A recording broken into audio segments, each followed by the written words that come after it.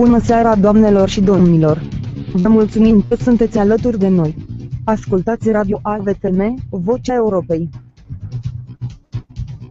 Jó estét, hölgyeim és uraim! Köszönjük figyelmüket! Önök az a Voice Former Rádió Európa hangja műsorát hallgatják. And, good evening ladies and gentlemen. Thank you for tuning in. You are listening to A Voice for Men Radio, the voice of Europe.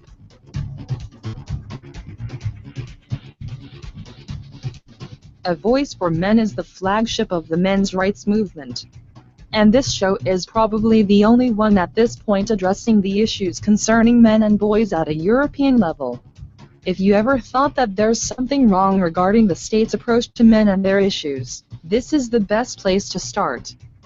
This is the place where feminism gets to be called out on its lies and propaganda, and the state is invited to get out of people's lives. Please consider visiting avoiceformen.com and see how the truth in action sounds like. We are here and we don't plan on leaving anytime soon. And now, Lucian Vâlsan shall bring us on today's topic. And we're back, everyone. This is Lucian Vâlsan, broadcasting from Cluj-Napoca, Transylvania. As always, alongside with me is Herr Jon Gunnarsson, broadcasting from Germany, and our producer James Huff, broadcasting from the US. Greetings, gentlemen. Hi there, Jon. Good evening. How are things going on your end? Things are going great. The weather has finally become more, how do I put it, springy? I mean, it resembles spring a little bit more than winter, but I live in the privileged area in the northwest where that is happening. The rest of the country is still struggling with snow. So, I don't know, it will probably be early April until spring will definitely come in this part of the world. How about on your end? You have a spring privilege. Yeah, I have spring privilege, I should check. And I also have earthquake-free privilege. The rest of the country has been shaken by earthquakes, but not Transylvania. So, yeah, a lot of privileges today. Yeah, I'm also quite privileged with the weather here. It's very much springy in Germany already, so I can't complain about that. And with that, I think we should just get to the news because you have a lot of stuff to cover. Yep, we do. You are listening to AVFM Radio, the voice of Europe. This is the news.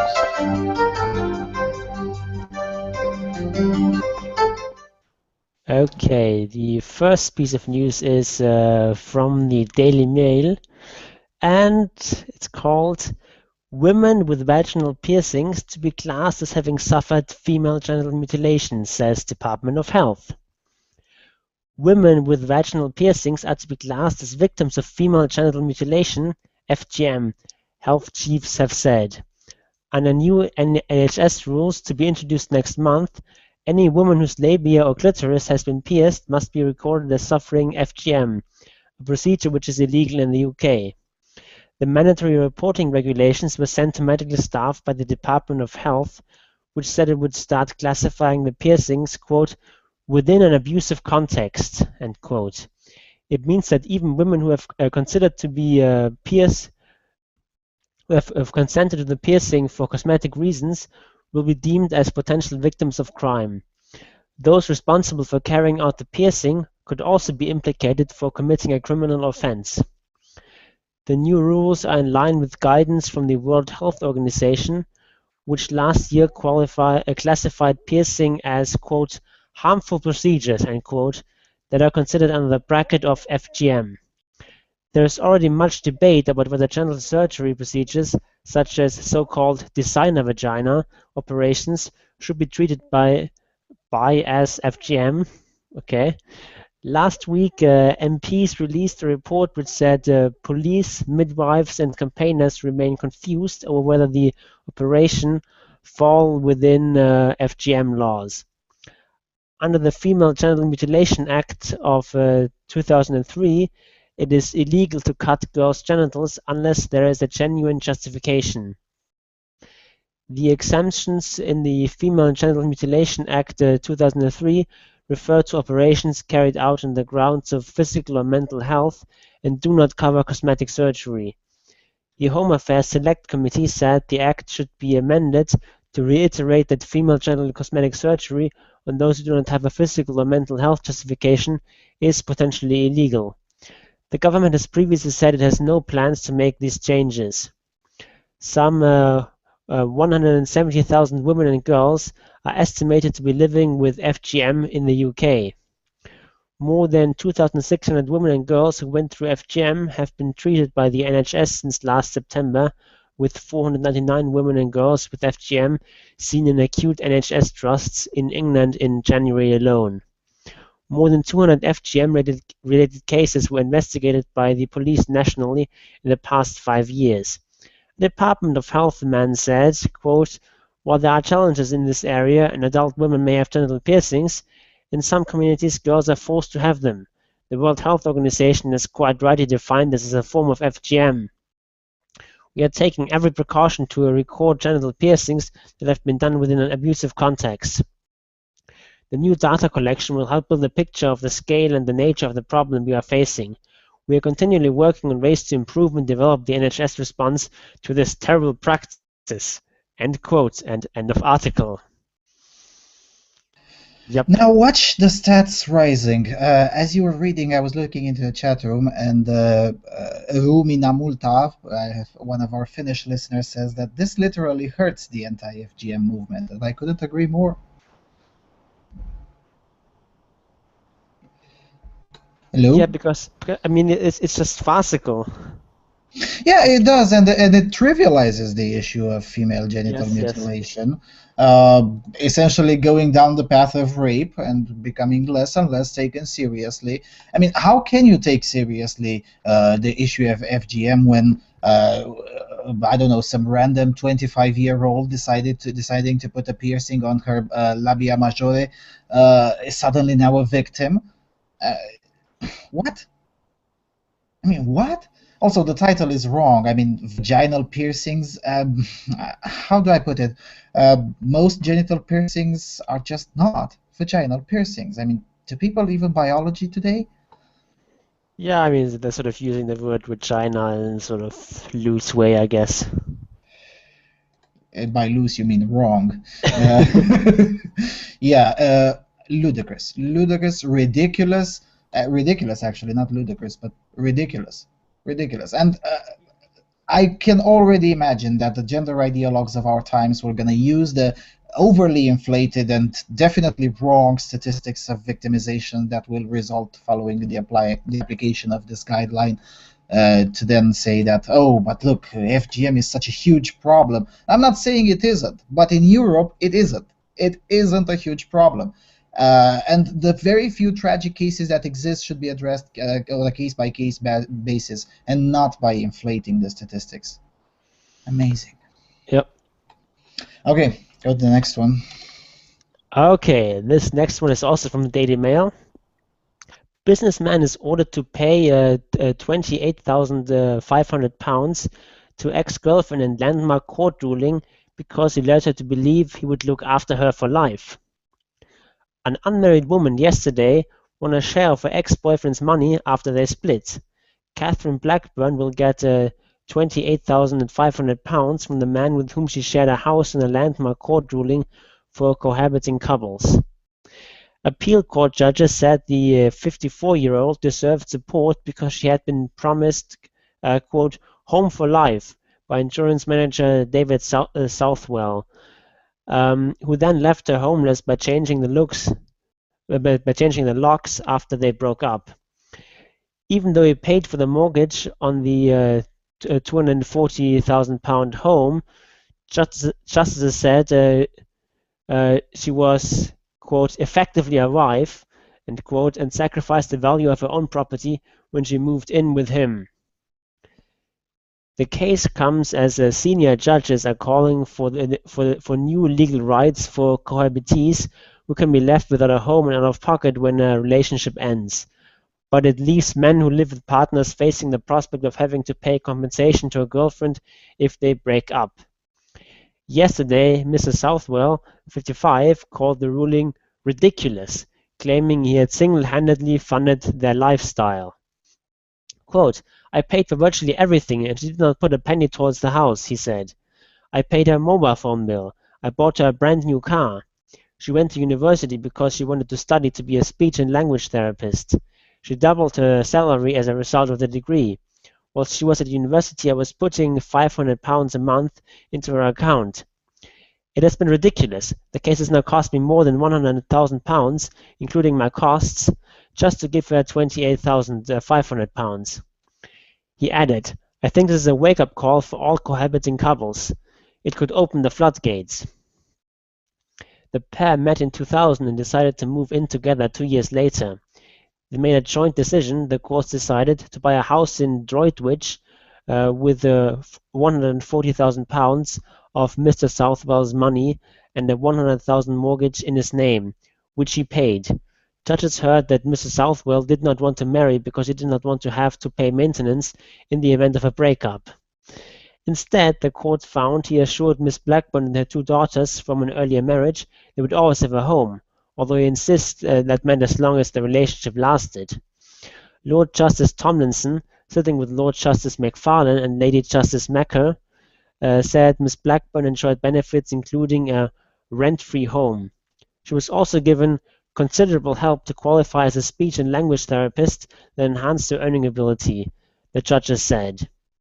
Skipping a bit, appeal judges awarded Miss Blackburn a payout under the property law principle of promissory estoppel, which covers promises to someone that they can use as property. That they can use a property.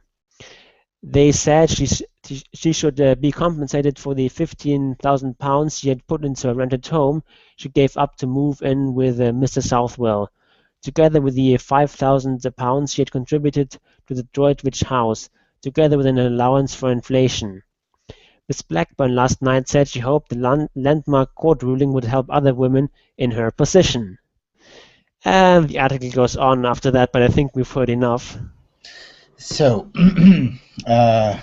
maybe it wasn't clear from the article. She was living in a rented place, and then she moved out from that rented place to move in with this guy. And eventually, after 12 years or whatever, their relationship ended.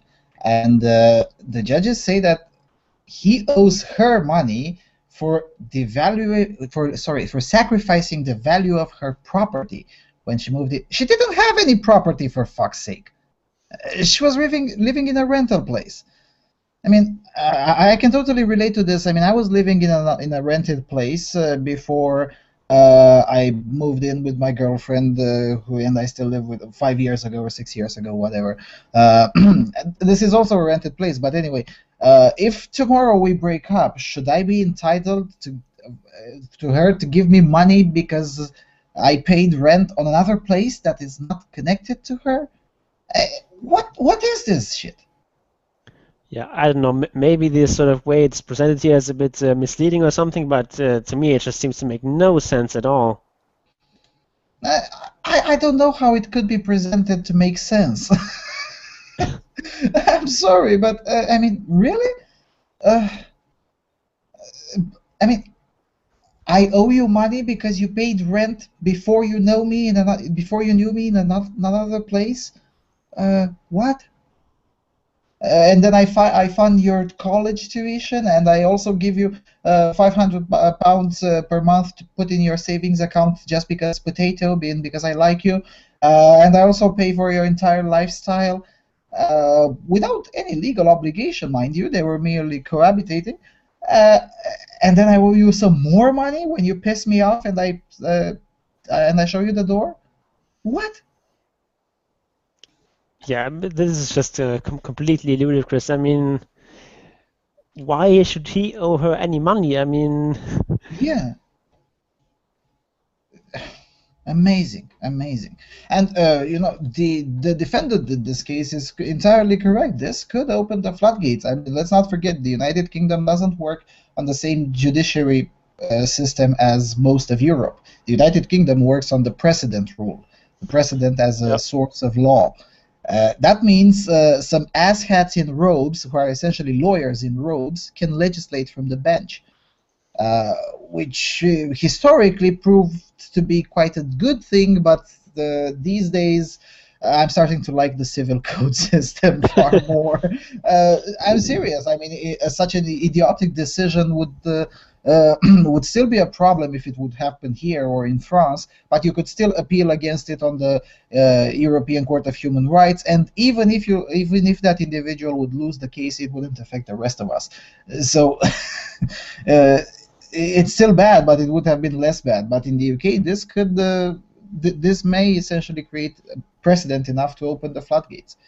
And Yeah, I mean, on the other hand, our politicians in the civil law countries are also quite capable of coming up with really stupid laws, like the one from Austria, which we'll discuss later. yes, indeed. And in some countries of Europe, France, I'm looking at you. The constitutional court became quite dysfunctional, and if you lose the case in front of the constitutional court, you're toast. Just like it happened in Italy. I mean, in Italy, the constitutional court should have stricken down the Istanbul Convention, and they did once. And the second time, the prime minister essentially changed two of the judges and put in feminists instead. And there you go. The constitutional court now says the Istanbul Convention is constitutional, even though it obviously isn't. So What a yeah, surprise. yeah. Same thing happened in Spain with the gender violence law. Now, admittedly, 10 years after 10 years of gender Stalinism was enough to finally start fixing some of the problems, but 2 million victims later. Anyway, let's go to the next one. Coming from SVT, that is the Swedish state television, an article written by the wonderful folks of AVFM Sweden, Anneli Sjöberg and Joachim Ramsted. In Swedish education, the problem is the absence of a male norm for boys. The performance problems of boys in school are not the fault of masculine norms. It is the absence of these norms that is the problem. In an article in SVT Opinion, the three authors, Ida Östersson, Karen Austin, and Robert Meyer Eriksson, argue that traditional masculine roles are to blame for boys' declining performance in Swedish schools. This supposedly limiting male role allegedly leads to an anti-study culture where boys exhibit hyperactivity, aggression, and an aversion to learning during schooling. Now, aversion to the learning during schooling is the politically correct way to saying boys literally want to shit on the school and burn it to the ground and want to get the fuck out of there. And seriously, in the original article in Swedish, the expression is that's exactly shit on the school. Shit i skolan. But anyway, going back to the article. The article is, they quote above, is a response to another recent article by editorial writer Csaba Bene Perleberg in the newspaper Göteborgs-Posten. Perleberg highlights boys as a discriminated group in the Swedish school system with a focus on the alarming divergence in performance and grades that educators and the public have been aware of for some time. Swedish education seems to be suffering from a growing shortage of equality in both the treatment of students and educational results, even though we, more than any other country, are preoccupied by concerns over gender and feminism. To say that boys are discriminated against in school is obviously a very provocative position. Yet we know that this is so. Statistics speak for themselves. Boys are the big losers in today's schools. The grade performance gap between boys and girls is widening today at an alarming pace. The latest PISA results show that girls achieve higher average scores than boys in all subjects except athletics. The same trends can be seen for the rest of our universities and colleges. Significantly more women than men both enter higher education and reach graduation. To then try to explain these indisputable facts by shifting the problem to masculinity is not only misleading but also clearly inhumane. It will ultimately only increase the disparity in both the treatment of students and the educational results as we see them today. It is based implicitly on the premise that boys do not have problems in schools, but they are the problem. But it is not masculine norms that are the problem in Swedish schools. It is rather the absence of masculine norms and the lack of boys' perspectives that have become the biggest obstacle for us to combat the problem of differential achievement. We have created a school system that favors girls. It is this and nothing else that is causing the boys' lack of success, reflected in school performance lags and the great gap increases. Social skills and interpersonal skills are overloaded in today's schools. This favors girls in front of the boys, who are often driven by intrinsic motivation and stimulated by challenges and competition. We also know that boys generally mature in social skills and linguistics slowly than girls in the lower age groups. These differences can be smoothed out eventually in schools that recognize and are able to deal with this fact. That biological factors and gender differences play a role in school performance has been documented by neuroscientist and researcher Professor Ingvar. Many of today's male students testify that their problems began as early as middle school, sometimes even earlier. It is also at this age that sex differences in maturity and mental concentration or focus are the greatest. A feeling of not only succeeding and being considered a problem is likely to become permanent in an individual's self-image, which will affect the motivation and desire to learn in a negative way for a long time to come. By trying to squeeze all students in the same educational template, we create, in fact, a school that is the opposite of equality. A school that is unable to adapt students' intrinsic conditions can never be springboard to a continued successful and prosperous life that school is supposed to be. Boys' declining performance in Swedish schools is a problem that not only involves personal suffering and the risk of exclusion, it is also an economic failure and a problem that is worth being taken seriously before it becomes even more of a societal crisis. This is essentially an adaptation of the translation that was published on eventually on voiceofmen.com as well. The article doesn't say anything new. What is new is that it appears on SVT. Think about it like this being on the CNN.com as a comparison. And yeah, it's a pretty big deal. First of all, I wanted to point out something that doesn't even make sense on its face. The idea that that boys' declining performance is due to traditional masculine roles. So what they're saying is that traditional masculine roles are increasing, whereas if anything they are decreasing. So if traditional masculine roles are the problem, then it would lead to increasing scores of boys. Yes. This doesn't even make sense on its face. Of course it doesn't, but do you expect Swedish gender ideologues in their education system to make sense? I mean, really? Why? I'm sorry to laugh it off, but you know, it comes to a point where it doesn't really surprise me anymore. And the reason why I highlight this article is precisely because it finally appears on SVT, and it's not hidden. I mean, in the sense the authors, how here's this woman and this man who come from AVFM Sweden and are saying this and that. That's what I like, and that's what I dreamed when the first idea of AVFM Sweden was bounced around the management meetings, and well, we're gonna do this, and of course, yes, and I hope in 2 years we'll be on the front page of SVT, and yeah, it's been almost 1 year and 3 months, and we're on the front page of SVT. I like that. That's great. A great success. Yes, that's the only thing. On the other hand, the article doesn't say anything new, and Anneli, as always, tries to be quite moderate, and I like her approach, even though sometimes I disagree. But you know, if I were to write this article, it would be far more politically incorrect. There's one thing I really don't like about this article, and that is that she says, you know, we know that boys are discriminated against, and statistics speak for themselves, and so on, and that boys are the big losers in today's schools. Mm-hmm. Well, no, this does not follow at all. Just because boys are doing worse does not mean that boys are discriminated against. Yes.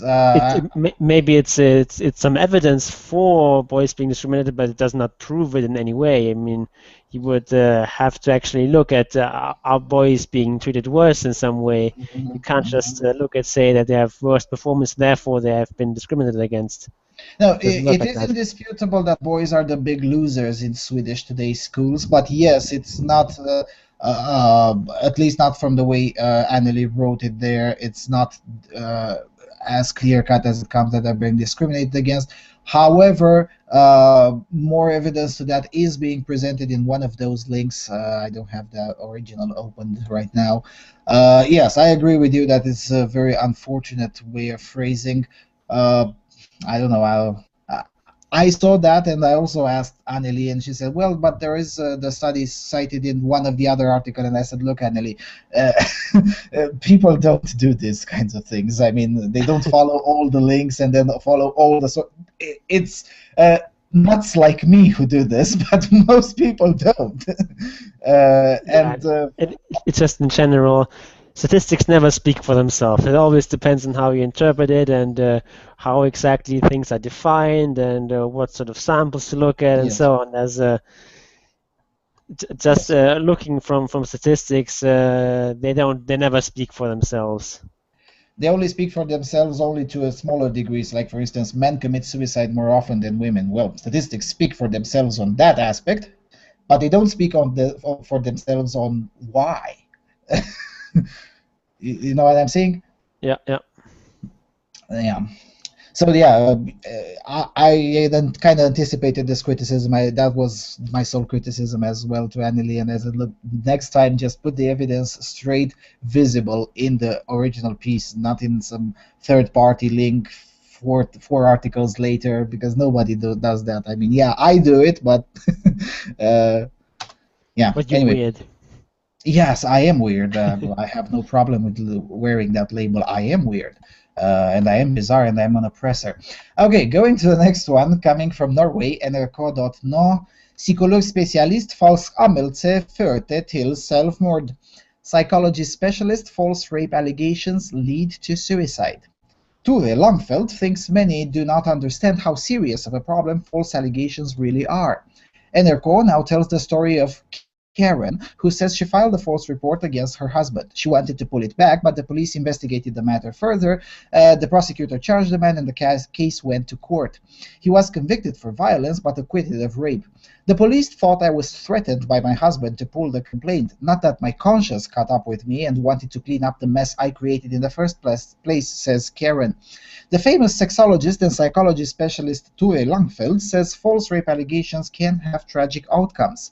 I know of a case in Norway where a false accusation has led to suicide. A man accused of incest took his own life whilst the investigation was ongoing. After her husband's death, it emerged that the allegation was entirely false, said Langfeldt. What causes someone to report? What do you think causes someone to report a false to file a false report? Do you think? Well, there may be anger, rage, or hatred, says Mr. Langfeldt.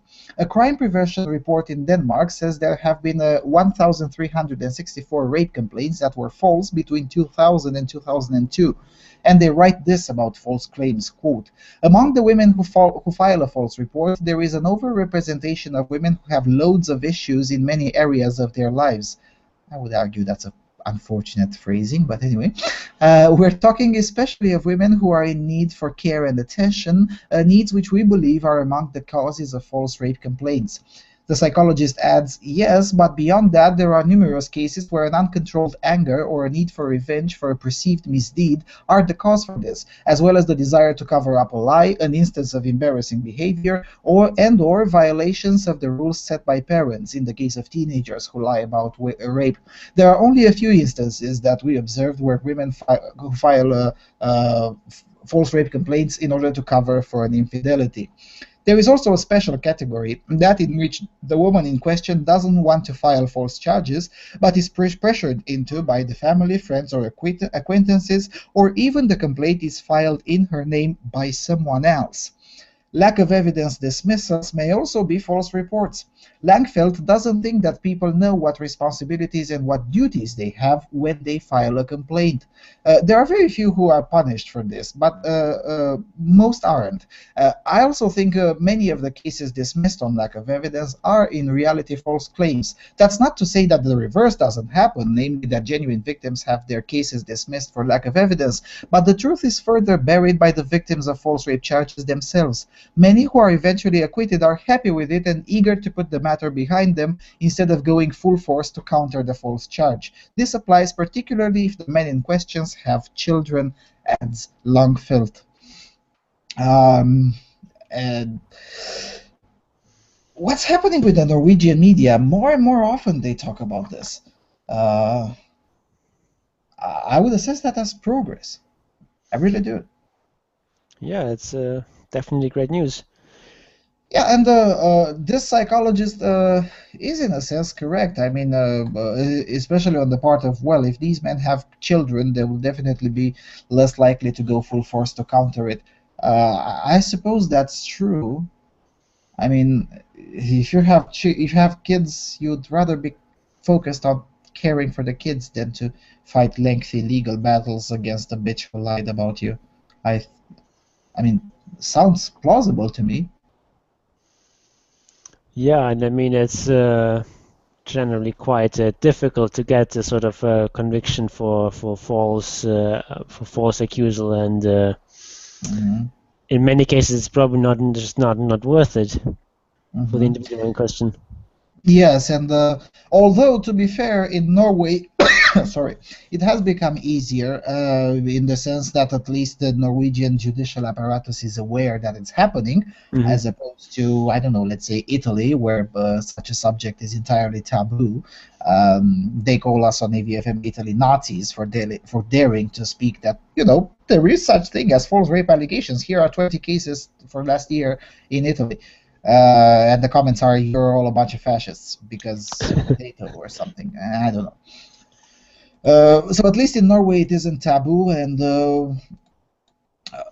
I know many, especially in the YouTube sector of the non-feminist sector, oh, but what is all of this talking will solve? Well, in Norway, talking a lot about it eventually got the mainstream media to talk about it, and eventually got the police to change their habits.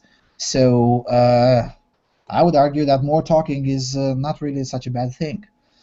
And I'm glad that the NRK is leading the way in this, finally. I mean, in 2011, they were cursing on everyone who dared to leave a comment and asking them about false rape allegations, and now in 2015, they write at least one article per month about it, if not more. I mean, in February, they wrote 3 of them. One of them I chose for the show. So, yeah. Definitely progress. Okay, the next one is particularly dumb. Not the article itself, but what it describes is terribly dumb. Coming from the Telegraph, are you reading too many books by straight white men? Imagine, if you can, the unholy furor that would erupt if a white male author penned an article where he implored his readers to put a complete ban on buying books by black, Jewish, gay, or even female authors. A lynch mob of social justice warriors would hound the author into obscurity, forever condemning him as a racist, homophobic, misogynistic pig who had no right to a public voice, let alone a publishing deal. Yet the same thing is happening right now in reverse, as a growing online voice is imploring readers to stop buying books written by white heterosexual men. It reached critical mass on February 22 with a blog written by Kay Tempest Bradford, a little-known New York feminist writer, hoping and succeeding to cause a stink, and no doubt get publicity for her own work, when she challenged readers to stop reading books by, quote, straight white cisgendered male authors for a year, end quote. She said most books were, quote, skewed heavily towards privileged voices, end quote, and some even made her, quote, rage quit reading them. Perhaps predictably, Tempest's message went down badly in certain quarters, drawing such scathing abuse that she compiled a blog featuring the most offensive tweets. She was called a black supremacist who was intolerant, censorious, and an obstruction of the free exchange of ideas that is essentially to freedom itself. One simply read, I challenge you to throw yourself in a wood chipper. Tellingly, that there was no such outrage from the white male authors singled out for censorship by Tempest. Top of Tempest's hit list was British-born sci-fi author Neil Gaiman, a New York Times #1 bestseller. He graciously tweeted a link to Tempest's blog to his 2.19 million followers, saying it was great that he didn't mind being a poster book for her content. He cleverly realized there was far more merit in allowing Tempest to dig her own grave than dignify her outpourings with a rebuttal. Yet Tempest isn't alone in suggesting we should eschew white male writers. Days before her outburst, Sunili Govinagge wrote in The Guardian of her own experience of reading 25 books in 2014, all of which were by authors of color. This was a reaction to a perceived inherent bias in publishing. Next up, in a blog entitled The Great Internet Debate on Not Reading White Men, fantasy author Saladin Ahmed claimed, quote, "The market itself is racist and sexist in all sorts of unseen ways," end of quote, and then offered a helpful link to his own books for sale. Convenient. Yeah, what a shock. The We Need Diverse Books campaign on Tumblr has taken things a stage further, supporting, quote, diverse non-majority narratives in children's books. It points out that children's books have a lack of black, lesbian, gay, and transgender role models. So fucking what? Anyway, they also claim that sexism is rife in kids' books, as while 57% of kids' books published each year have male protagonists, while only 31% have female, and the rest of them, what do they have, aliens? Anyway. Of course, you could just say to these critics who are hell-bent on having us stop reading books by white men, well, stop already. We're all free to buy the books we want. If Miss Tempest at all wanted to buy books by transgender authors, let them crack on, as long as they're aware that many of the rest of us don't share their tastes. But the big question is, do such outspoken attacks on white men, for the record, Tempest is a woman of color, constitute some form of sexism or even racism? Some of Tempest's more vocal critics have cried precisely that. Many others have pointed out that racism against whites can't even exist because we have privilege and power, and white people aren't even oppressed. But something odd is happening, and it has the beginnings of something altogether more sinister. White men are increasingly being singled out for abuse, especially on social media, precisely because they are white and male. This bizarre trend even has a name, punching up, where it is okay to prejudice against white people, mainly men, and because we've had it so good for so long, we have absolutely no right to answer back. It was curious this week, for example, that much of the criticism of Jeremy Clarkson centered on his maleness, whiteness, and privilege, and not just the fact that he'd been a bit of an arse over an absent stick. What's even more curious is that often the white bashers are white themselves, and in a further bizarre twist, often it is liberal middle-class white males doing the knocking. Are they consumed by a white guilt that fills them with the need to self-flagellate for the sins of their forefathers on Twitter, whilst approving feminists applaud? We appear to live in an age where it is fashionable, encouraged almost, to knock white males. Are white men becoming the last group it's safe to knock? Is it just a timely revenge for generations of privilege that all white men have enjoyed, presumably even those million killed in wars or rotting in prison or sleeping rough tonight? Not to mention those young men, many of them white, who are 4 times as likely to commit suicide as women, nor the white working-class boys who are now Britain's in the educational underclass. Put in that context, does any of this petty white man bashing matter? Like anybody who still mindlessly attacks other people for having different colored skin or gender, should we just put it down to where it comes from, i.e. ignorance and stupidity? Perhaps I'd better read up about it, so long as the book isn't written by a white man, naturally. I like how the article is written. I can't really argue with anything the author has put out, but I loved how it's written. Especially the last part. I mean, maybe I should read more about it, as long as the book isn't written by a white man, naturally. But yes, what the hell is wrong with these kinds of obsession? And may I need to point out that, I don't know, the people in Dresden are also white, and please go tell them how privileged they were just 25 years ago. Please, I dare you. I mean, what's it with this thing? I mean, do these people even nuance? I mean, I can understand if you are going to argue with me that Sheryl Sandberg is a privileged white woman, or that Bill Gates. Okay, fair enough. Okay, they're privileged. Well, so fucking what? So what? Yeah, I mean, this whole idea that I don't know, because most successful books are written by white people, therefore book buyers must be racist. That just doesn't really square. I mean, maybe it's just because you know, in the English speaking world, most people who are highly educated and who are highly successful in general are white. Maybe that has something to do with it, rather than that book buyers are racist. I mean, Yes, but most people in the English-speaking world are white.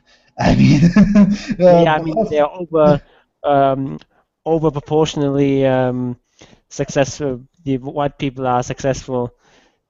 I don't know. Let's say we have 100, a group of 100 people, 90 of them white and 10 of them non-white. And you know, from the 100, from the 90 group, from the group of 90s who are white, let's say what is it? 80 of them uh, go to a university, for instance, and from the 10 group, from the group of 10 who are non-white, also 8 of them or 7 of them go to university. Well, at the end of the day, the majority of the educated ones in that group will be white, but that doesn't mean the non-white group was discriminated against. And to argue that there is discrimination today, when there is a crap ton of affirmative action programs which actually do steal from meritorious individuals, regardless of their race, to provide to unmeritorious individuals who happen to be of a particular race or sex, i.e., female, non-white females. I mean, come on. Yeah, and I mean also non-white and non-Asian females, because Asians Yes, tend to yes, be yes, even more successful than whites, and therefore they're absolutely, privileged and must be beaten down, absolutely, absolutely. obviously. Yeah, well, that's what I like to use when I get an American social justice warrior arguing with me. Oh, but privilege, and I was like, and I'm like, do you know what is the most successful group of people, economically successful group of people in the United States? And they say, oh, of course, it's white men. Wrong. It's Japanese Americans. Uh, just saying. In comparison, one of the least successful economic groups in America is not blacks; it's white Irish. Uh, so, uh, yeah, I mean, I don't know. I don't expect these kinds of people to know these kinds of things, but really, I mean, let me put it this way: most of the books that I bought happened before the internet. And most of them even before there was free speech in this country. Uh, do you believe me that I didn't even know most of the authors how they look? Some of them I didn't know whether they were men or women, because you know some cultures have gender neutral names. Think of, I don't know, Albanian, for instance.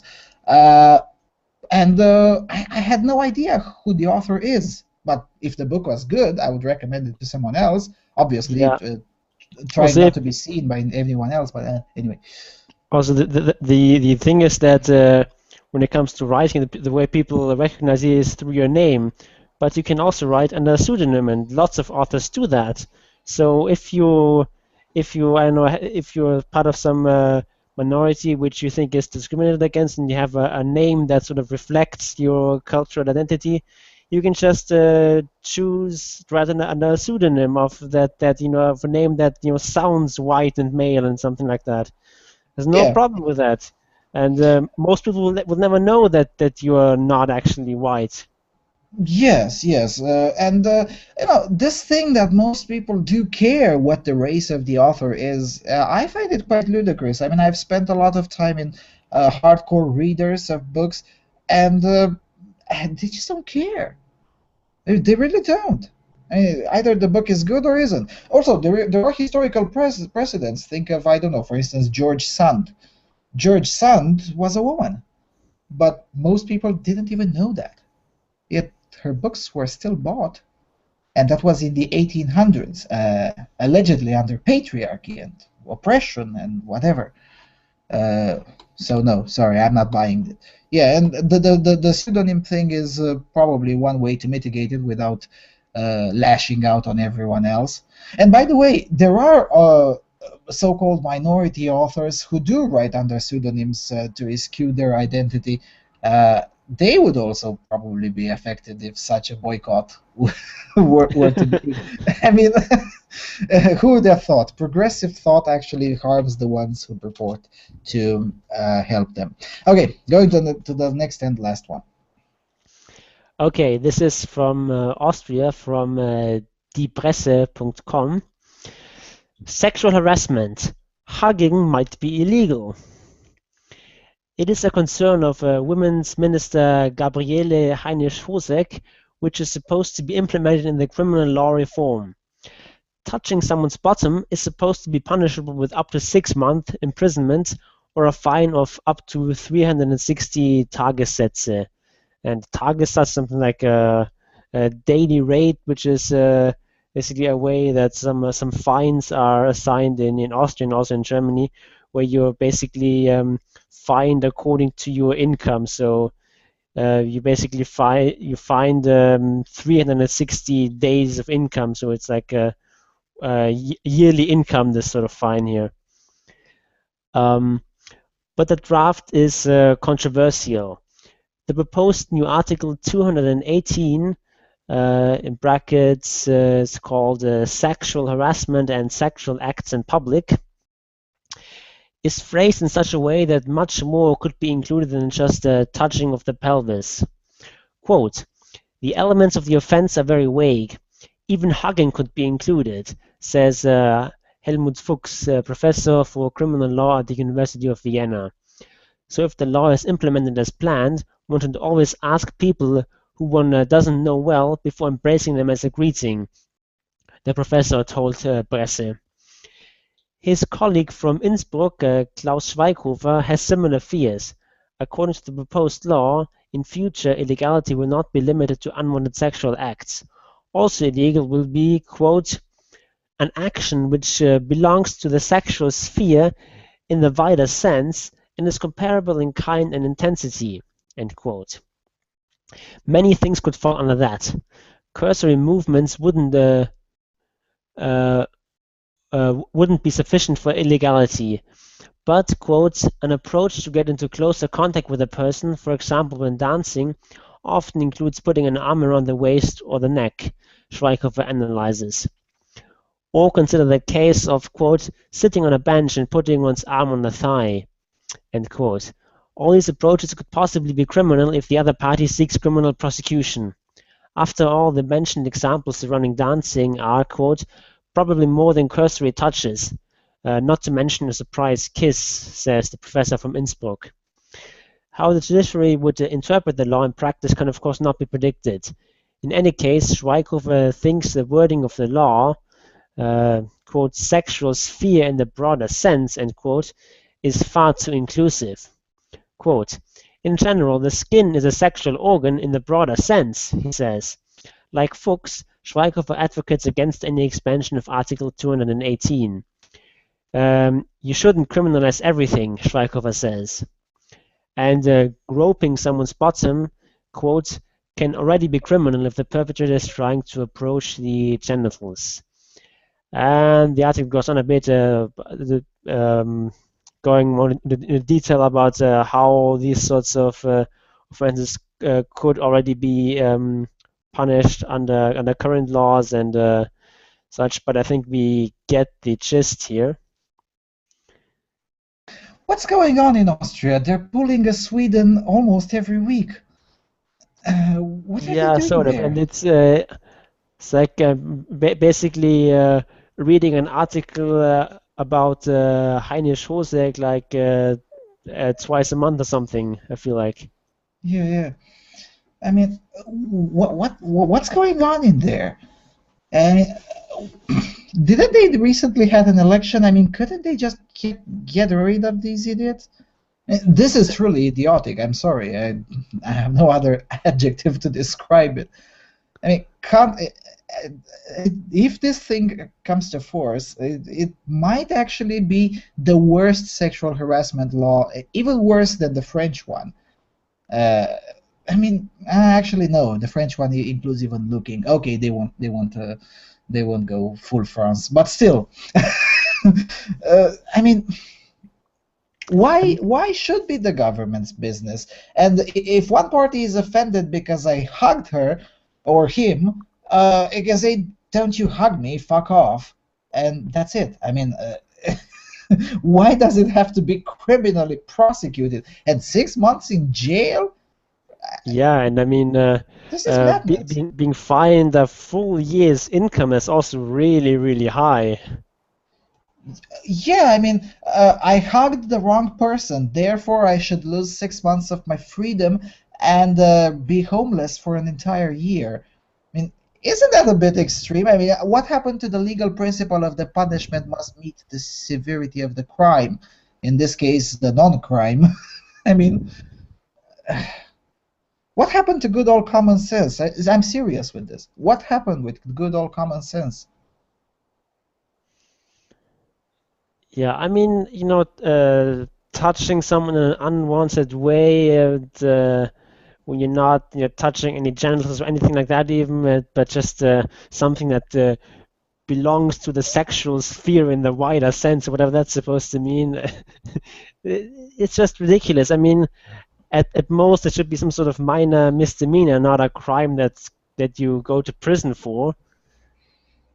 Yeah, I mean, I don't even think it should be.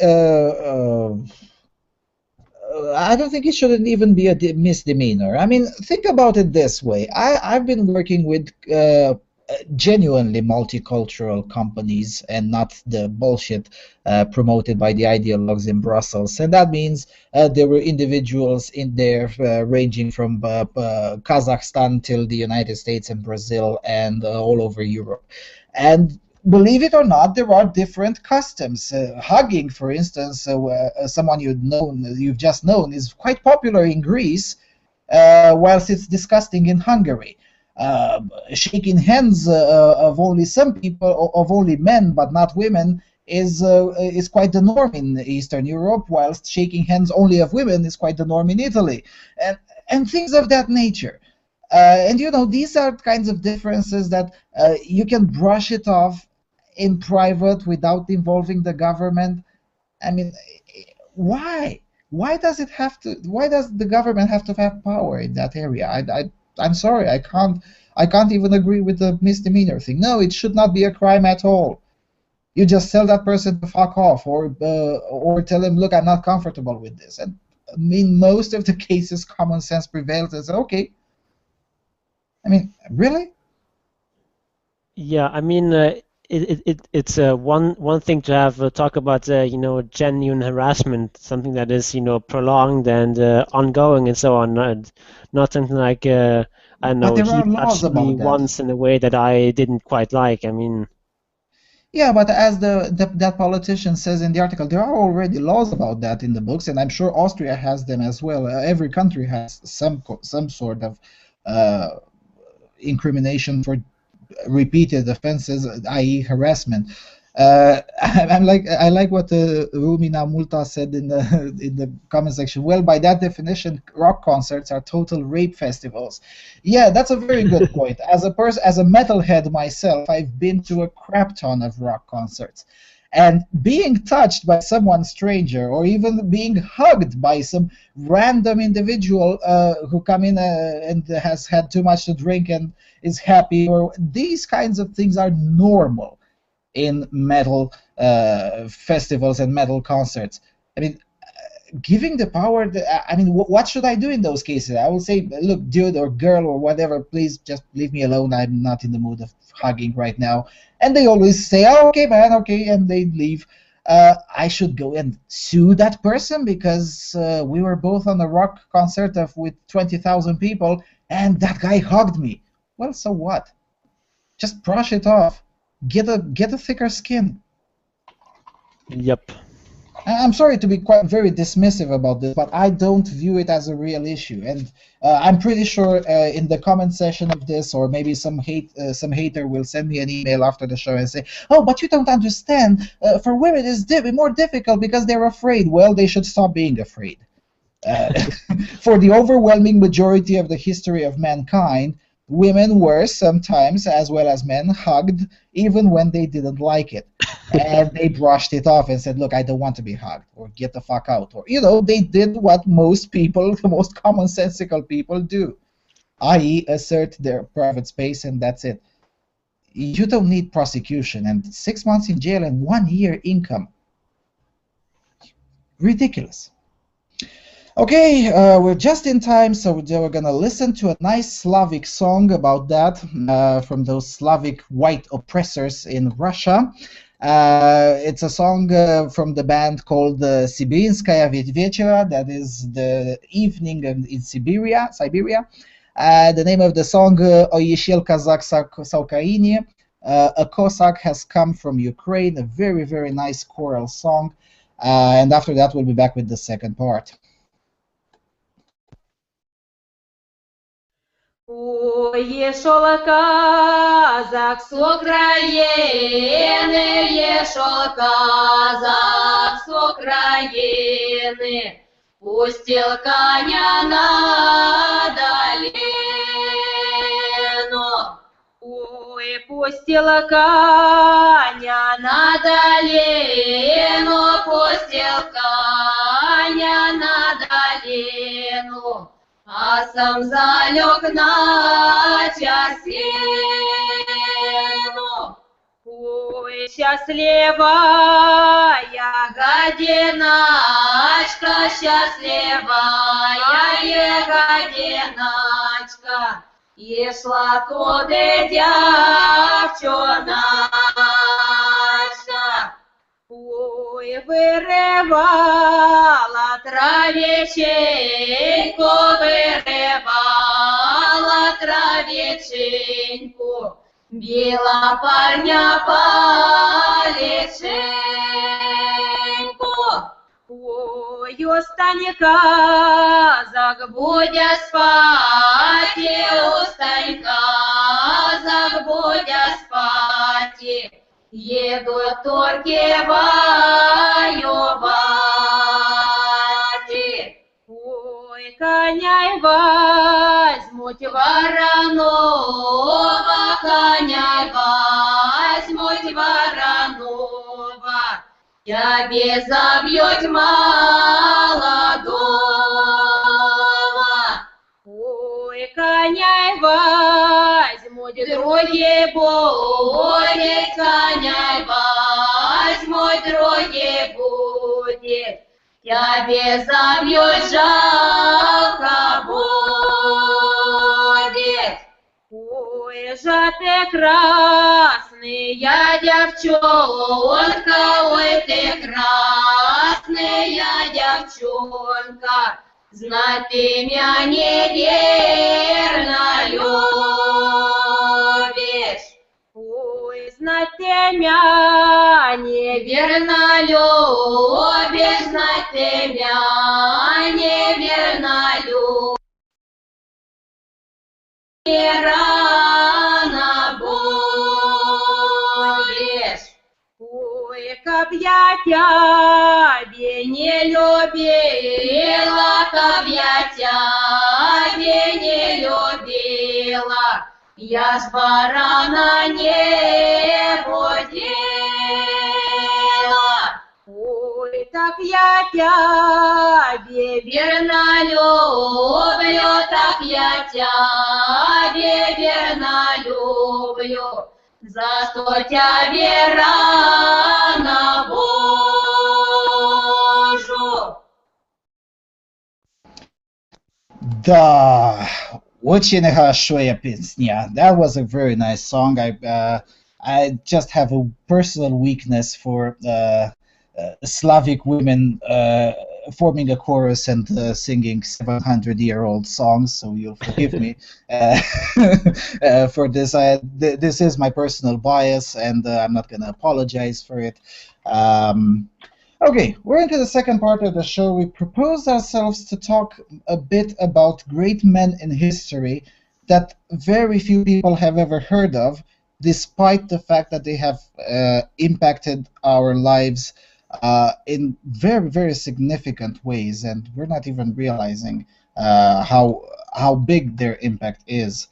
And given that we've chosen, what, 11 individuals, now, mind you, the list could have contained 200, but we've chosen 11 who we thought were the most important, or amongst the most important, and we're essentially gonna just list them and talk about each and every one of them. So yeah.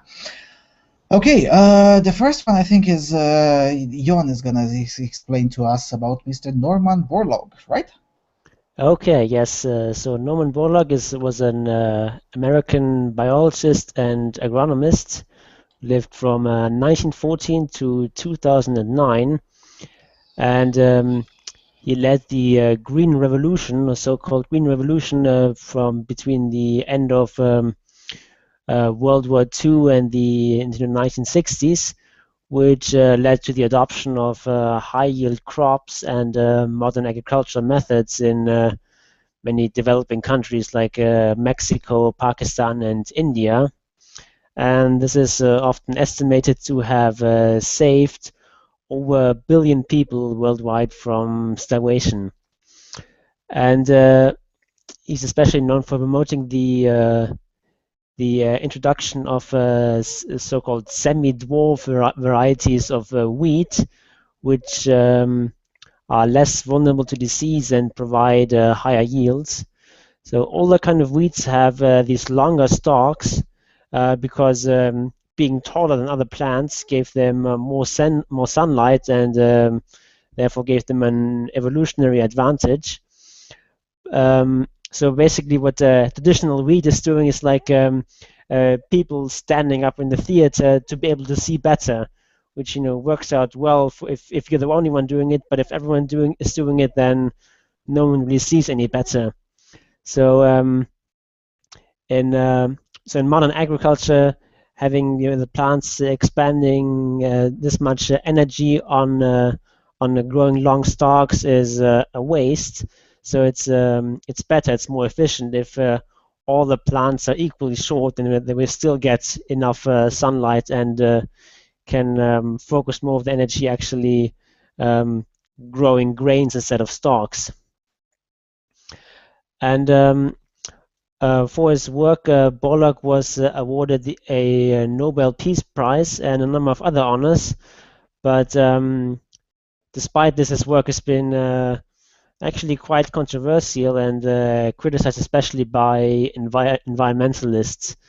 And Borlaug said this of his critics, quote, "Some of the environmental lobbyists of the Western nations are the salt of the earth, but many of them are elitists. They've never experienced the physical sensation of hunger. They do their lobbying from comfortable office suites in Washington or Brussels. If they lived just 1 month amid the misery of the developing world, as I have for 50 years, they'd be crying out for tractors and fertilizer and irrigation canals, and be outraged that fashionable elitists back home were trying to deny them these things." End quote. And actually, even from an environmentalist perspective, there's a lot to admire about Borlaug's work, because the sort of high efficiency farming methods that he promoted also means that less land is needed to produce a given amount of food. So that means that more land can remain wild and uncultivated, and this also contributes to reducing the carbon footprint of farming. And also very significantly, the Green Revolution has led to reduction of slash and burn agriculture, which is where you basically cut down a bunch of trees in an area and burn them, and then you farm in the ashes for like a year or two. Then you move on and slash and burn the next patch of forest, which is just about the most environmentally damaging method of farming that's possible. And oftentimes this was what was used in developing countries before these sorts of innovations that Borlaug introduced.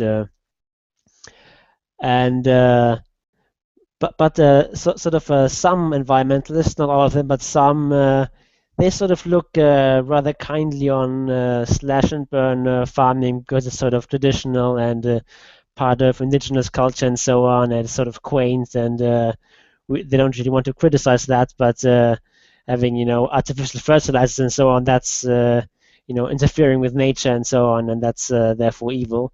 So it's I think most of the criticism of his work is, dare I say it, bullshit. And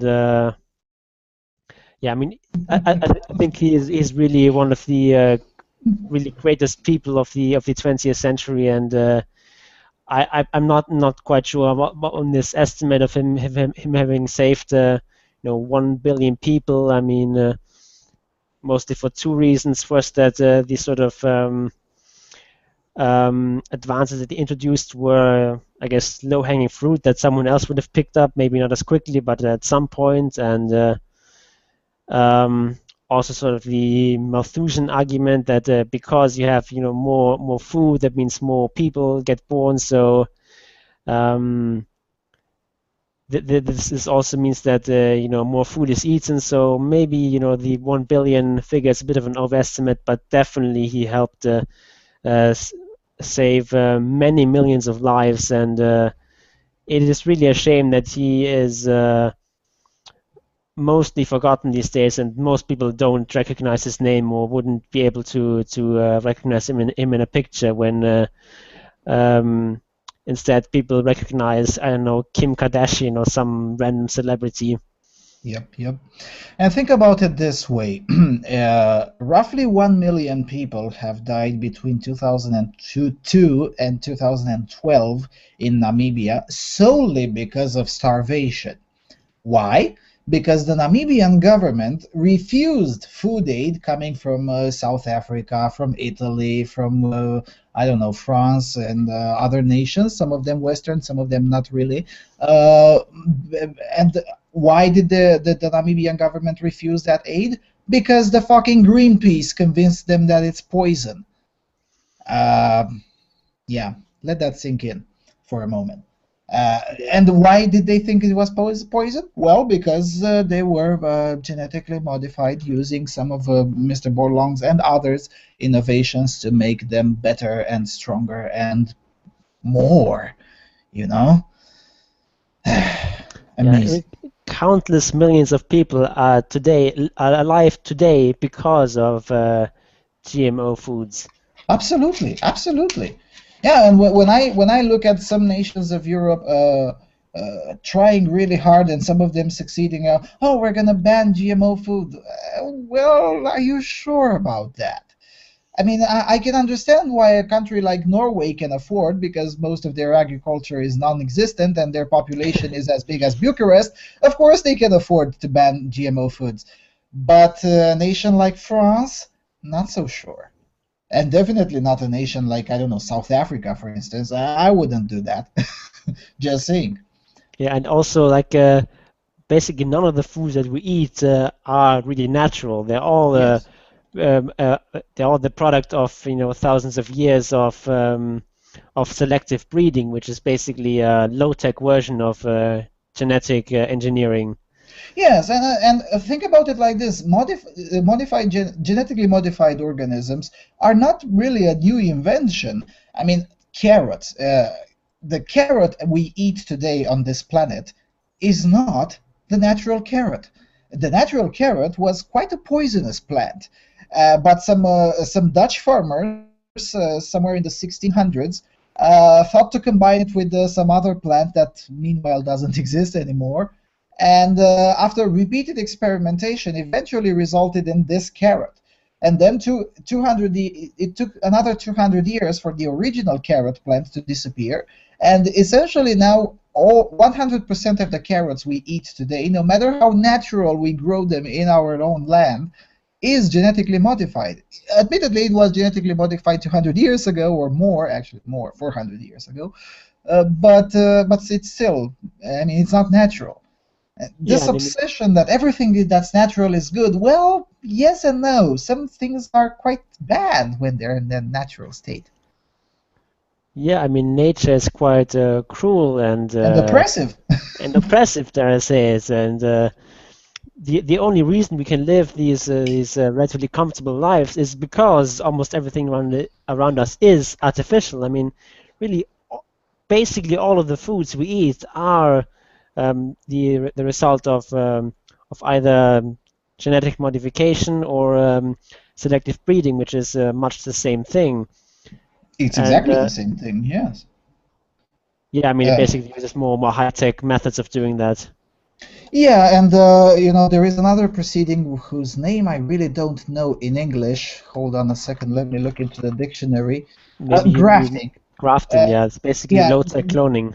Yeah, grafting is essentially low-tech cloning, which is also genetically modified. And grafting, I mean, in my country, is documented for as long as 1,000 years. So essentially, 0% of the cherries and tomatoes and everything else I can buy from the peasants here, who are really cheap and very good. I love the so-called organic food, but 0% of that is natural.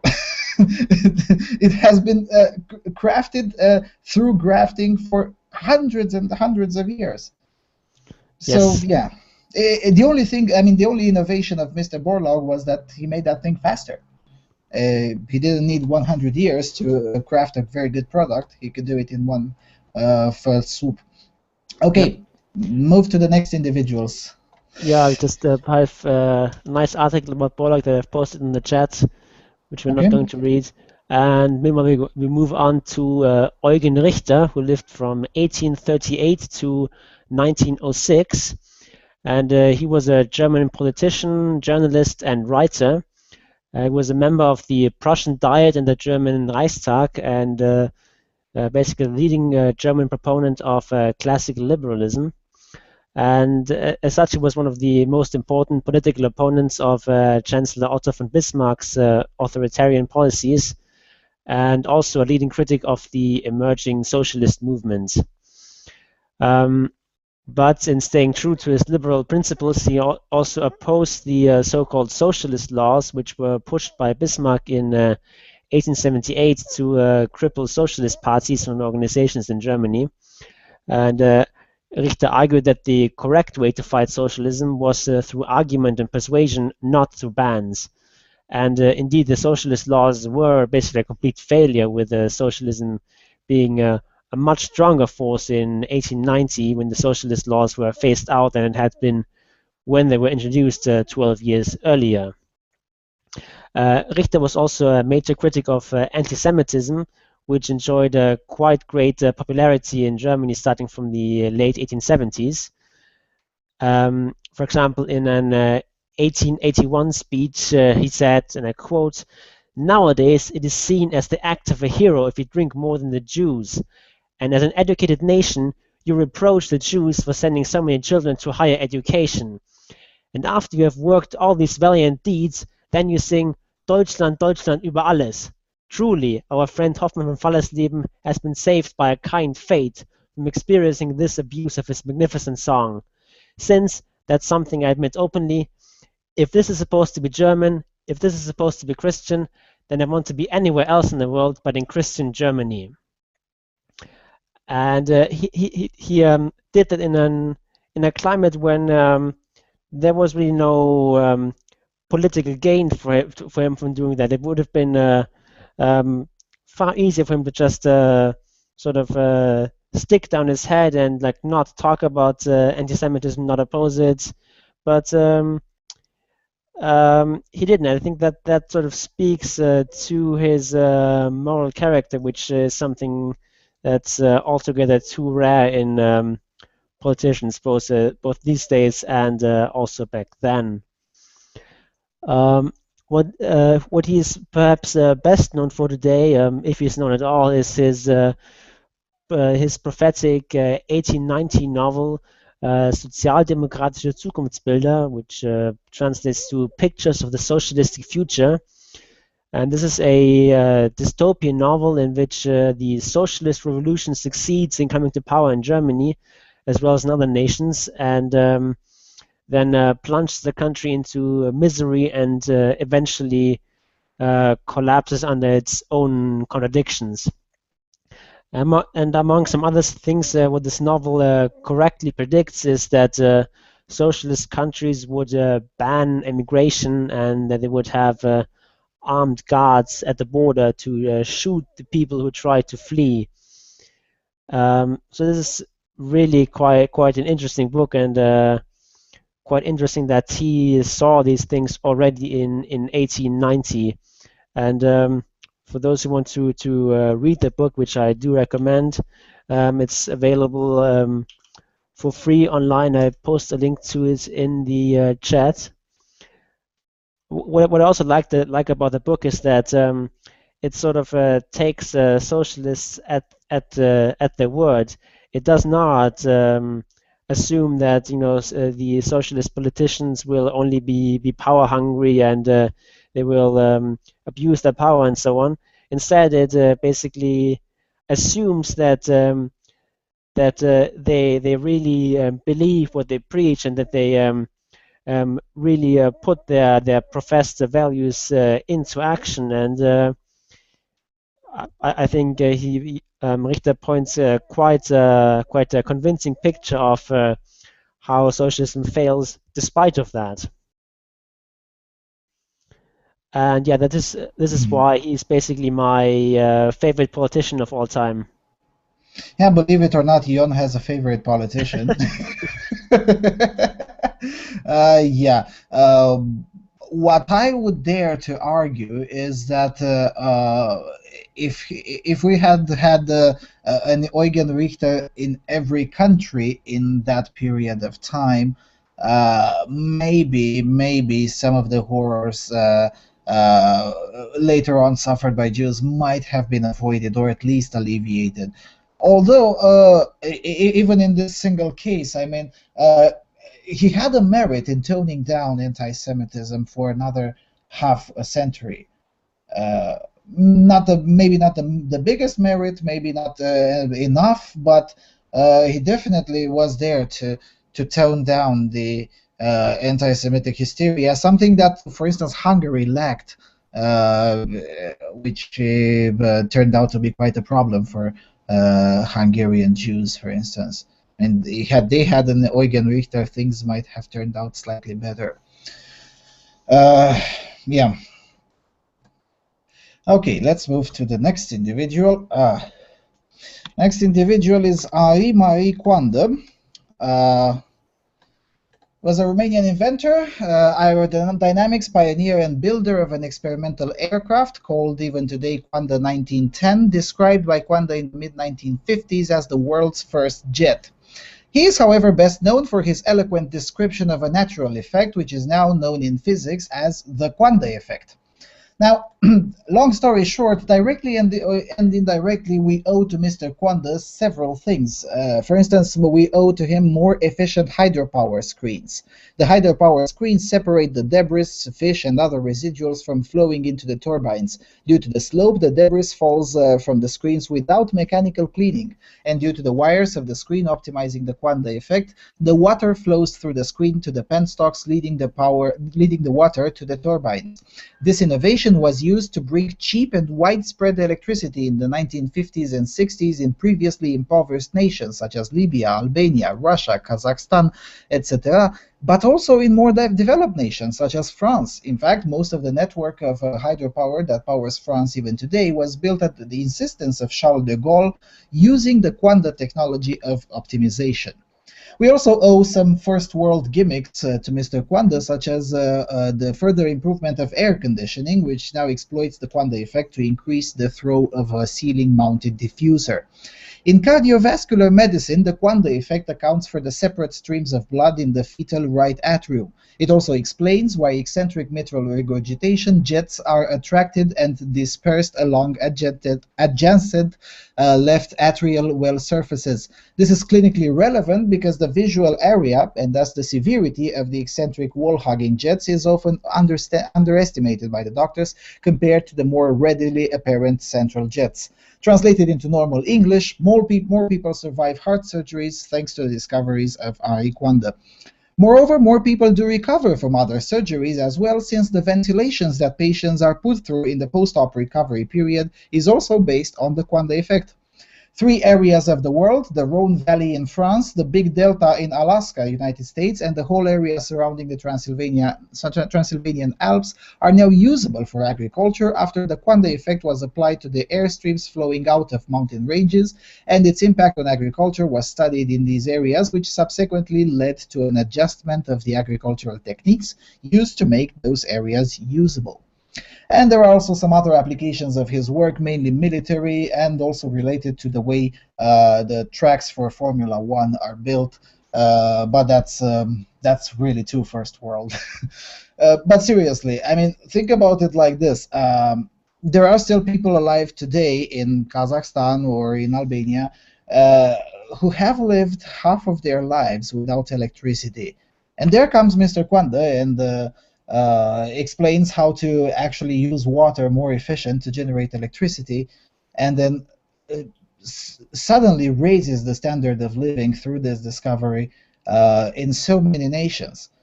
Want to bet that nobody has ever heard of him? Yeah, I mean, I personally had not heard of him before we were preparing for this show. But I mean, this guy really has done much more to improve the lives of people than pretty much any politician has done. Absolutely. And Absolutely. But people like that are just not remembered because what they're doing is just not very sexy. I mean, improving the efficiency of this and providing things like electricity, that's nice and all, but that's sort of the basics that we just sort of take for granted, and we don't even question where that all comes from. Yes, and think about it. I mean, his memory was also further, how do I put it, put behind the shadows by the communist regime because, well, Mr. Ceausescu wanted everyone to view him as the great savior of everyone, and heaven forbid someone would know. I mean, Henri Coandă even tried to convince Ceausescu to improve some of the things, and Ceausescu, with his long expertise of four grades, said no. And Coandă was very, very sad about that. And now, I mean, he tried to convince Ceausescu to build something that is now finally being experimented, a system of trains that travel through tubes, which is far faster than using the current subway techniques. And yeah, the communists thought that, oh, that's too futuristic and we can't do it. And he said, look, I can do it. Just leave me and let me do it. I guess he had the bad luck to being born during Ceausescu. I mean, couldn't he have been born now, for instance? I mean, now nobody would even give a shit. I mean, he could buy the land and build whatever trains he wanted. Nobody would give a shit. Okay. Let's go to the next one. The next one is from you. Okay. So speaking of innovations that are not very sexy, we come to Malcolm McLean, who lived from 1913 to 2001, and he was an American transport entrepreneur who's sometimes called the father of containerization. He was the driving force behind the introduction of standardized shipping containers. I can already hear everyone's excitement about this, and I mean, this seems like a rather trivial thing to us, but having standardized containers has really greatly reduced the cost of loading and unloading cargo in ships, since you're not going to use cranes and other heavy machinery instead of having to rely on the manual labor of many longshoremen. And also having everything stowed away in containers that greatly reduces pilfering. Whereas in the bad old days before container ships, theft of cargo was quite a serious problem. And just to give you an idea of the size of the savings of container ships, in 1956, when loading ships by hand was still the more common method, unloading them by hand or loading by hand cost $5.86 per ton. But with containers, this cost went down to only 16 cents per ton. So it was basically a cost reduction of, what is that, 97.5% or something like that. So Yep. basically the cost went down to nothing with that. And I mean, containers, they're not flashy or fanciful or exciting, but that's just a very basic and very, very useful and efficient piece of technology. And without them, international trade would be significantly more expensive, and really the whole world would be poorer. I mean, nowadays it's sort of fashionable to lament globalization and so on, but really, global trade has made us all so much richer, and Malcolm McLean really has made a very significant contribution to that, and I think for that he deserves to be remembered. Yep. I mean, I can remember how it was to order. I mean, in this country, it was still legal to order stuff from China because, well, they were also commies. And ordering something from China obviously was very difficult, but once you had placed an order, it would take 6 months to get that thing delivered to you. Now it takes 4 days. And the chances of having the package lost have also decreased significantly, and this is relevant to Mr. McLean's invention, especially when you order bigger stuff. And a 97% reduction cost, that may not seem a lot. I mean, $5 versus 16 cents. But I mean, it was $5 in 1956, so that's yes, not yeah, today's money. that's what I was trying to say. Yeah, $5 in 1956 is what, almost $100 now. Hold on a second. There is an online converter. So I mean, 1956 dollars today. Okay, here we go. $5 in 1956. That was $43. So, and 0.16, how much is that? $1.40. So think about it like this. I mean, only the loading of your stuff from somewhere remote where you order stuff, it would cost $43. It was actually 5.86 per ton. So. Oh, so even more. So probably 50. Yeah. So, I mean, as you said, it's now fashionable to deride globalization and whatnot, but in reality, we're all significantly richer, thanks to innovations such as Mr. McLean's, who made it possible to order stuff from the other side of the world cheaper and faster.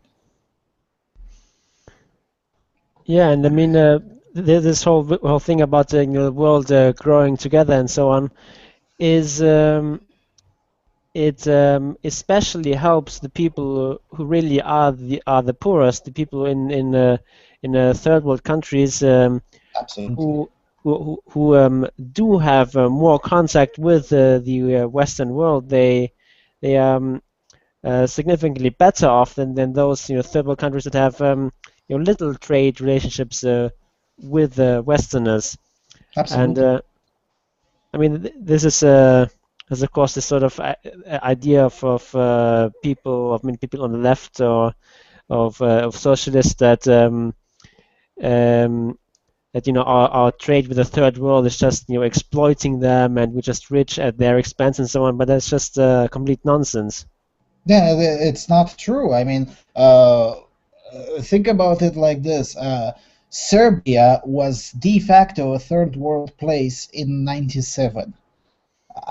Now it exceeds most of the countries in its area in terms of economic development. In just 18 years, solely by trade. I mean, don't you think that they started building huge factories, communist style? No, nobody built that. No, it's solely by trade. Or if you want to, I don't know, check how the Hong Kong used to look like 35 years ago. And now it's the freest and most prosperous place on the planet. So yeah, this exploitation thing, I don't know. Maybe Westerners are doing it wrong. Yeah. Okay, going to the next one. Next two, actually, they're a group of two individuals, both of them Russians, Stanislav Yevgrafovich Pietov and Vasily Alexandrovich Arkhipov. These two have stopped a nuclear war twice. First, Mr. Vasily Alexandrovich Arkhipov. During the Cuban Missile Crisis, the US and the USSR came closer to nuclear war than ever before. Communist Cuba had gone nuclear in '62, and JFK had the entire island under quarantine, and Nikita Khrushchev was not intimidated by the young president. In the center of this hot zone was the nuclear-armed Soviet Foxtrot-class submarine B-59, which on October 27, 1962, decided whether nuclear war should start or not. While surrounded by a group of 11 U.S. destroyers and the aircraft carrier USS Randolph, the submarine was eventually subjected to a barrage of depth charges. Taking this as the opening shots of World War III, Captain Valentin Grigorievich Savitsky ordered the B-59's nuclear-tipped missile be launched in retaliation to the U.S. surface ships. Had this been the case, it is likely that the USSR, the United States, Cuba, and most of Europe would have had a full shooting war on their hands. According to the Director of National Security Archive, Thomas Blanton, and former Secretary of Defense Robert McNamara, a guy called Vasily Arkhipov saved the world. The thing is, to launch a nuke, the top three Soviets on the B-59 needed a unanimous vote. Captain Savitsky and the political officer Ivan Semonovich Meslenikov were all for it, but Arkhipov was not all that wild about wiping out the human civilization. The three got into an argument, and Arkhipov eventually persuaded the political officer that nuking the U.S. Navy was a bad idea, and they should resurface instead, and they did. Captain Savitsky was not really that happy with this, but since he did not have the votes to go nuclear, the submarine surfaced and the crisis was averted. 21 years later, on September 26, 1983, the nuclear early warning system of the Soviet Union twice reported the launch of American Minuteman intercontinental ballistic missiles from bases in the United States. Remember, this was the worst period of US-Soviet relations. The mentality within the Soviet system, the KGB, the Kremlin, and all of it, was that the Americans will attack at any moment. Our luck, every one of us' luck, was that supervising the warning system was Stanislav Yevgrafovich Pietov, who simply didn't believe that the system was correct and declared the indication as a false alarm. Later on, it became apparent that he was right. No missiles were approaching, and the computer detection system was malfunctioning. The error came from a rare alignment of sunlight and high-altitude clouds on the satellites on the orbits of the satellite Molniya. An error later corrected.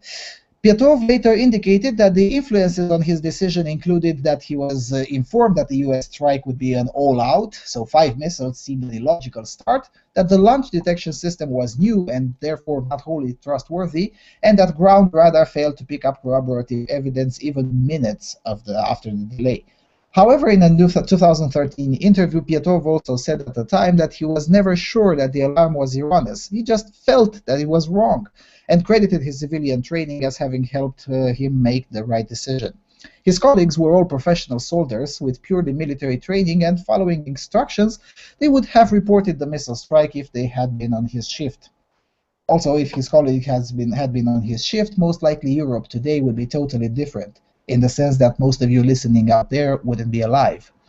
The Soviets, and then later the post-Soviet Russia, tried to downplay the incident, obviously, but the reality is that this false alarm, had this false alarm been reported to the Kremlin as a real attack, the leadership of the USSR would have had just a few minutes to make a decision, exactly in a moment of extreme tensed relationship with the United States. I don't think I'm exaggerating if I say the whole Europe today owes its very existence to this guy. As a connoisseur of Kremlin, as I consider myself, and certainly a better connoisseur than the modern media, I have no doubt that the USSR would have gone nuclear in what they thought was a response to US aggression. Yeah, I mean, it really is a sad testament that the personal heroism of these two men was required to basically save the world. it never should have gotten to that stage in either case, but I'm certainly very glad that Mr. Petrov and Mr. Arkhipov they were in the places they were instead of someone else who was some sort of hothead. Yep. It is a sad that as you said, the heroism was necessary, but we would have all been worse off had their heroism wouldn't have been put into practice. Okay, 34. Let's go faster. The next group of individuals, Norbert Wiener and Stefano Dobleja. These were two scientists who were at the same time philosophers, and they arrived at similar conclusions in their subjects within a decade whilst living and working without knowledge of each other and originating from entirely different media.